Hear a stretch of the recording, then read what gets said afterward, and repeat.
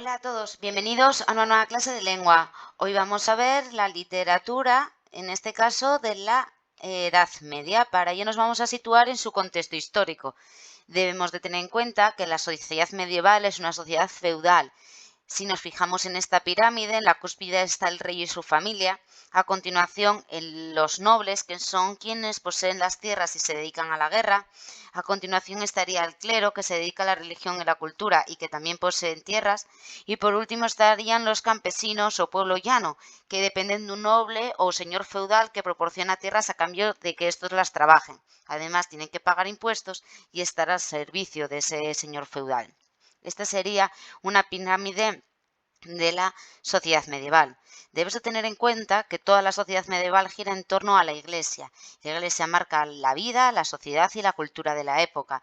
Debemos de tener en cuenta que en los monasterios es donde está la cultura y el saber. Son los monjes quienes estudian y copian los manuscritos que hay en esta época.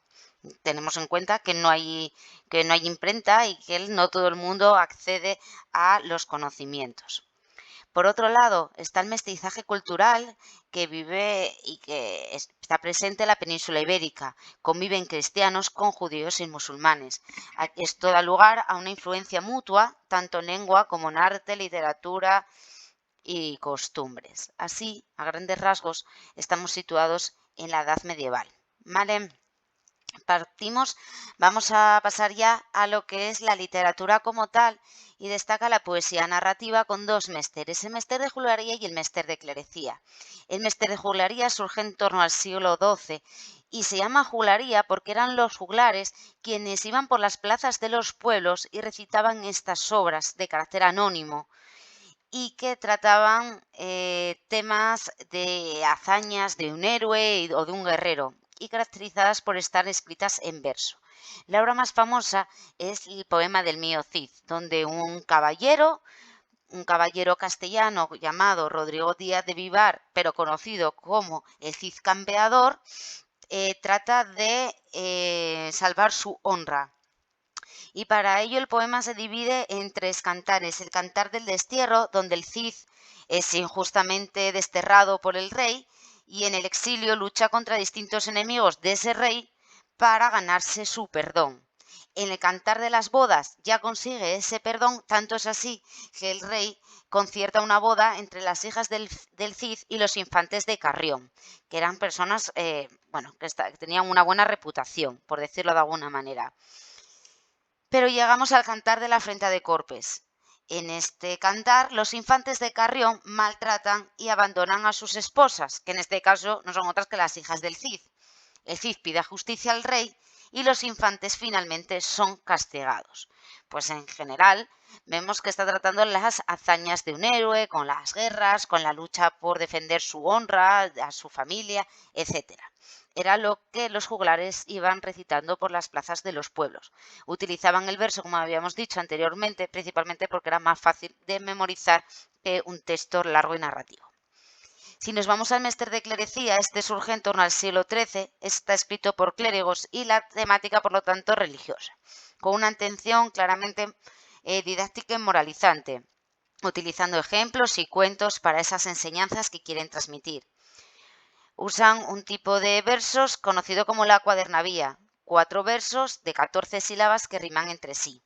Destacan entre estas obras Los milagros de Nuestra Señora de Gonzalo de Berceo y el libro de Buen Amor del arcipreste de Hita. El primero trata de fomentar la devoción por la Virgen María, ahí ese carácter religioso, y el libro de Buen Amor narra las aventuras amorosas y sirven para incluir cuentos y fábulas que transmitan una enseñanza. Esta es la poesía narrativa, como hemos dicho, pero ahora vamos a ver la poesía lírica, donde destaca la poesía popular. La más importante de esta época es el romance. Es un poema anónimo de carácter lírico épico. Está compuesto por versos indefinidos, octosílabos, y en general se caracterizan por ser extremadamente dramáticos. Si nos vamos a la poesía culta, hay dos tipos de poesía, la cancioneril de carácter filosófico. El primero de ellos, la cancioneril, tiene una temática totalmente amorosa y la poesía de carácter filosófico trata temas como la muerte, la fama y el dinero, principalmente. Estas serían las características de la poesía en general. Pero no nos podemos detener solo en poesía. En la Edad Media también surge la prosa y el teatro. Dentro de la prosa podemos destacar la obra del conde Lucanor, donde el conde Lucanor, un conde, pide ayuda a su consejero Patronio sobre algún asunto. Y Patronio, para aconsejarle, le cuenta un cuento, una fábula que termina con un denominado ejemplo, que es la moraleja, digamos, para que sirva de enseñanza. Y por otro lado está la obra de la Celestina de Fernando de Rojas.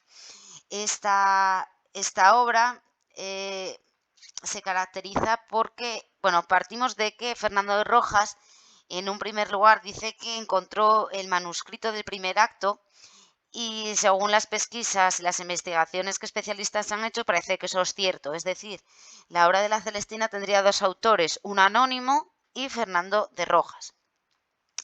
Esta obra cuenta el amor trágico de dos jóvenes de clase social acomodada, Calisto y Melibea.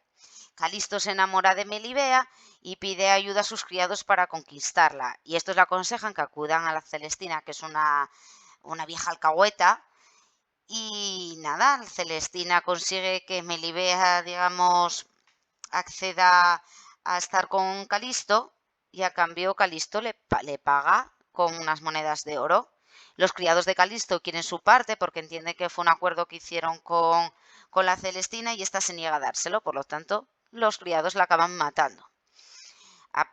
Ahí está la primera muerte, pero después nos vamos a ese amor trágico del que hablábamos al principio, donde Calisto y Melibea, pues nada, continúan con sus encuentros a escondidas hasta que una noche Calisto sufre un accidente y muere. Y Melibea, debido a la gran tristeza que tiene, se acaba suicidando. Como vemos, todo es muy trágico y la muerte está muy asociada a la temática.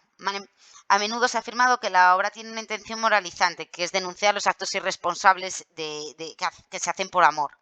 Sin embargo, este aparente propósito muestra a su vez un profundo pesimismo existencial, donde se presenta la vida como una fuente de sufrimiento y dolor, ya que vemos en la obra que todos los personajes finalmente sufren.